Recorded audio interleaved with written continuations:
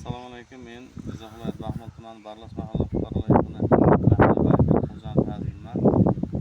Hozirda biz mahallada istiqomat qiluvchi fuqaro Suleymanov Assalom aka xonadonidamiz. Suleymanov Assalom akaga bankimiz doirasidagi 50 million so'mlik kreditimizdan ajratganmiz va 3 ta ishsiz fuqaroni doimiy bandligi ta'minlangan. Fuqaro xonadonida 3 xil yo'nalishda tadbirkorlik yo'nalishini yo'lga qo'ygan. Birinchisi tomorqa, pomidor yetishtirish, ikkinchisi chorvachilik, uchinchisi motokultura xizmati.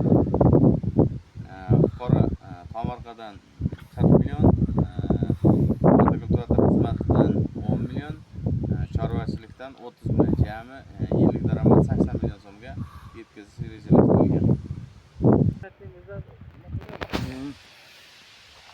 Mana pomidorlarimiz hosilga kirib boshladi. Eng qimmat navlaridan